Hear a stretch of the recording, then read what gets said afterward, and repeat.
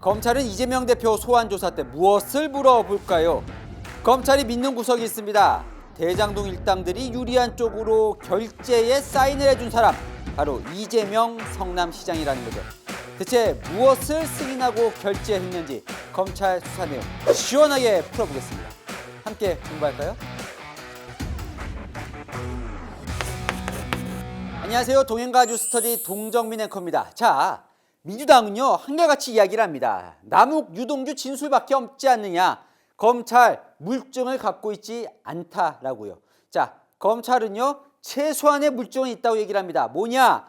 이재명 성남시장이 당시에 결재한 문서들이 남아있다는 거죠. 대장동 개발 고비마다 이재명 성남시장이 직접 결재를 하거든요. 최근 그 대장동 관련된 공소장이 공개가 됐는데 거기에 보면 이재명 성남시장 이름이 146차례가 나옵니다.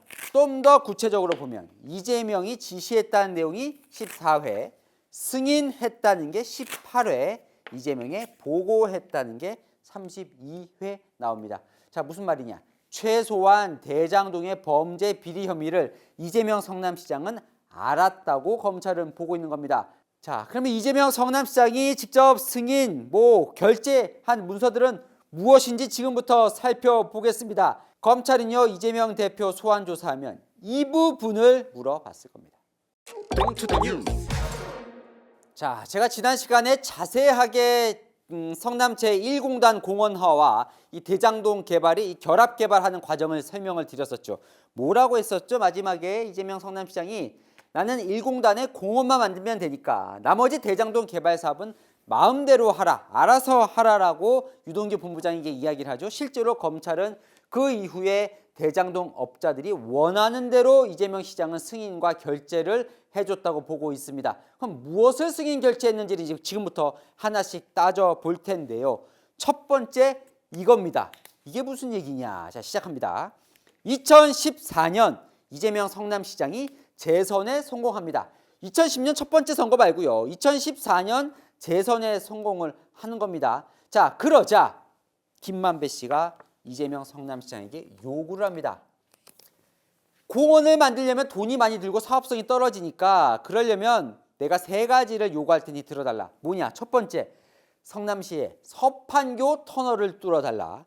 두 번째, 용적률을 올려달라. 무슨 말이냐? 더 높게 지어달라. 더 높게 지으면 분양을 더 많이 할 수 있으니까 사업성이 좋아지겠죠. 세 번째, 임대 아파트 비율을 낮춰달라. 자, 김만배는요 이거를 정진상 실장을 통해서 이재명 성남시장에게 이야기를 합니다. 자, 실제로 이재명 시장은 그대로 하라고 지시를 내립니다. 뭐냐? 첫 번째, 서판교 터널 개설하라고 얘기를 해줍니다. 두 번째, 용적률을요 원래 150%였는데 180%까지 올려줍니다. 더 높게 지을 수 있게 허가를 해주는 거죠. 세 번째, 임대 아파트 비율을 20%에서 가장 낮은 비율인 15%까지 내려줍니다.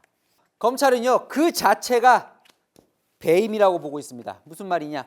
자, 이재명 성남시장이 본인의 제1공단 공원화 공약을 지키기 위해서 또 이 재선 선거 자금을 받았던 거에 대한 대가 차원에서 민간업자에게 과도한 혜택이라는 걸 알면서도 그대로 해줬다는 겁니다. 자, 이게 왜 과도한 혜택이냐? 이것만 하나 좀 살펴볼게요.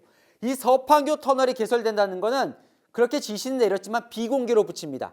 누구도 몰라요. 누구만 알아요? 대장동 업자들만 아는 겁니다. 이걸 어떻게 활용하느냐? 대장동 업체들은 이 서판교 터널 개설을 자기의 초기 자본금을 유치하는 데 씁니다. 그게 무슨 말이냐? 대장동 사업을 시작하려면 초기 자본금이 필요해요. 예를 들어 PFB, 프로젝트 금융 투자 회사라는 걸 설립을 해야 됩니다. 또 사업을 시작할 때 이행 보증금을 내야 돼요. 이것만 해도 100억 원이 넘는 투자 자본금이 필요한데 돈이 없어요. 그런데 빌릴 수도 없습니다. 왜냐하면 은행에서도 이런 초기 투자 자본금을 누군가가 댄다는 정도는 있어야만 그거를 보증 삼아서 추가 대출을 할 수 있는 입장이에요. 자, 그래서 이 서판교 터널을 활용을 하는데 이게 어떻게 활용이 되느냐?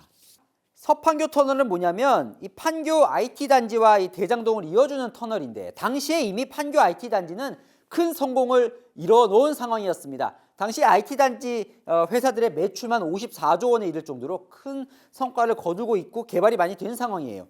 자, 대장동과 이곳을 뚫기만 하면 사업성이 훨씬 좋아지는 거죠. 이걸 앞세워서요. 무려 초기 자본금 500억 원을 유치합니다.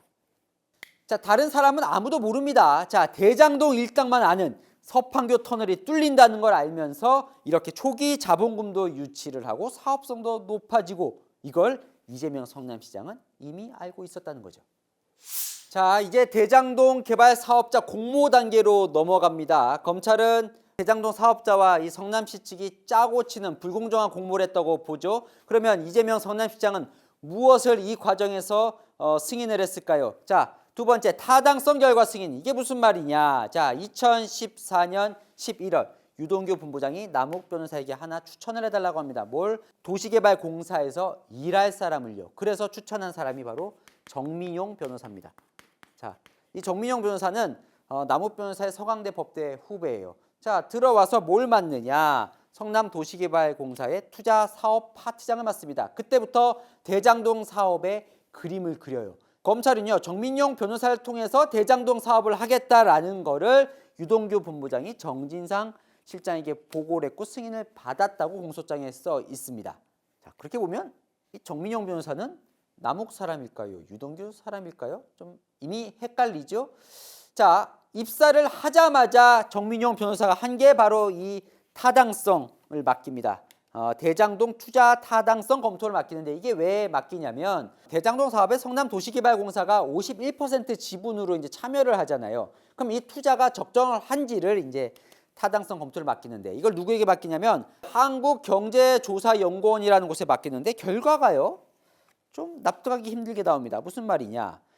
자, 조사연구원이 조사한 결과 대장동 개발을 하면 평당 900만 원, 총 개발 수익이 1,200억 원대 정도로 이제 갖고 와요. 검찰은요 턱없이 낮게 잡았다고 보고 있습니다. 왜냐?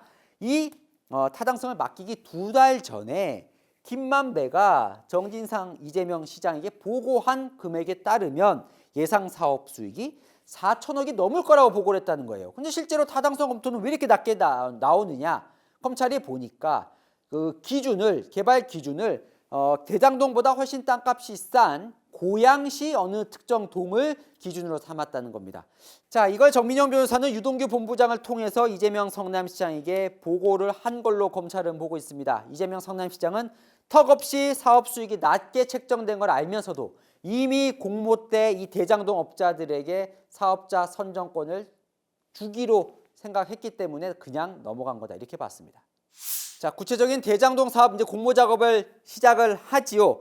자, 사실상요 공모를 하려면 이제 기준을 마련해야 되잖아요. 시험 기준. 그 시험 기준을 뭐 좋게 말하면 합작이지만 대장동 사업자가 사실상 자기들한테 맞춤형으로 짭니다. 어떻게 짜느냐? 뭐 이런 것들을 다 집어넣는 건데요.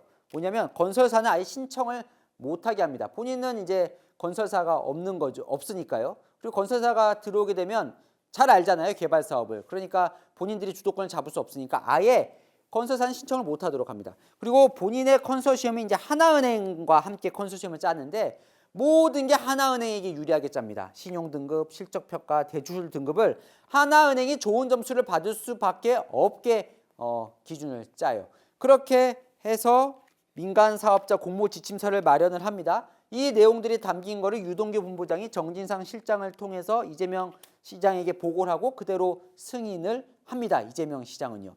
자, 어느 정도냐면 이 지침서가 나와요. 나오는 건 당연히 비공개겠죠. 그런데 출력을 해서 아예 그냥 대장동 사업자에게 그 지침서 공개하기 전에 줘버립니다. 심지어는요. 이 지침서 안에는 이런 내용이 없어요. 그런데 내부적으로는 자산관리사 설립자만 점수를 많이 주도록 기준을 짭니다. 지침서에 없으니까 다른 후보들은 이 내용을 알지를 못하잖아요. 3개의 사업자가 여기서 경쟁을 하는데 나머지 2개 사업자는 그래서 이 자산관리사를 설립하지 않습니다. 자, 그런데 대장동 팀만 화천대유 자산관리사라는 걸 마련을 해서 공모를 해서 좋은 점수를 받게 되는 겁니다. 자, 공모가 시작이 됩니다. 3개의 회사가 말씀드린 것처럼 공모에 신청을 합니다. 성남의뜰, 한국산업은행, 메리츠 종합금융증권 컨소시엄. 그런데 심사위원으로 누가 들어가는지 아십니까? 자, 이 심사위원으로 정민용 변호사가 들어갑니다. 자, 누가 당선이 사업자를 얻었을까요? 가장 높게 얻은 성남의뜰이 선정이 되지요. 자, 이 메리츠 종합금융증권 컨소시엄은요, 공모 지침서에 나온 것보다 도시개발공사에 더 많은 이익을 주겠다라고 하는데도 아무런 가점을 받지 못합니다.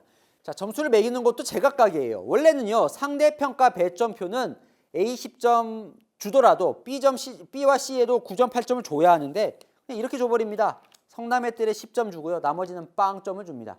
자, 이런 심사를 거쳐서 성남애들 컨소시엄이 선정된 거를 자, 유동규 본부장은 정진상 실장을 통해서 이재명 시장에게 보고를 하죠.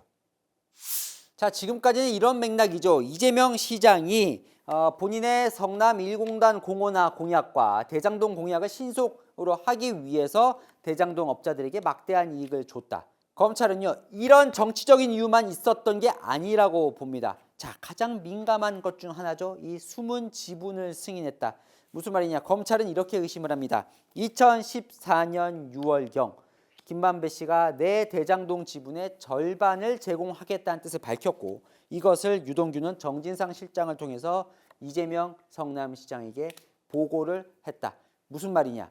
이재명 성남시장이 사업자 공모하기 전부터 이미 본인 측에 지분이 있다는 걸 알고 있었다고 검찰은 의심하는 겁니다. 그리고 대장동 사업자로 선정이 된 이후에 김만배는 또 한 번 배당이 시작되면 지분의 절반에 상응하는 금액을 주겠다. 그게 얼마? 428억 원을 주겠다는 뜻을 전했고, 이 역시 정진상 실장을 통해서 이재명 성남시장의 승인을 받았다고 검찰은 보는 겁니다.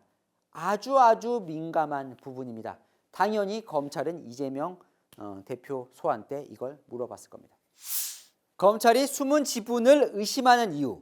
자, 사업자로 선정된 이후에도 계속해서 대장동 일당에게 유리하도록 이재명 성남시장이 승인을 해줬다고 보기 때문입니다. 자, 아까 이 서판교 터널 뚫어주기로 결정한 게 2014년이라고 했죠. 그런데 무려 2016년 11월까지 이걸 비공개로 붙입니다.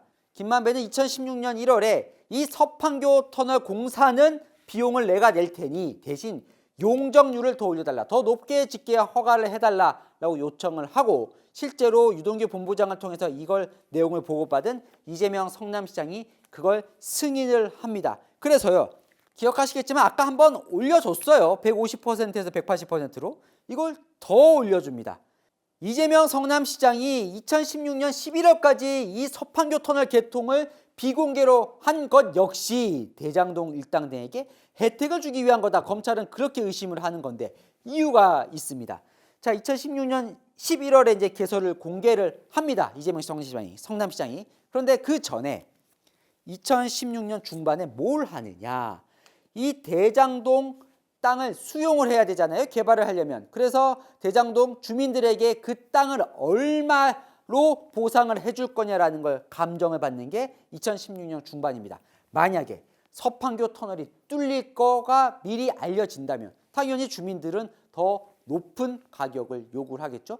그래서 숨겼다는 거고, 그러면 11월에 왜 공개를 했냐? 그 직후인 2017년 초에 무엇을 하느냐?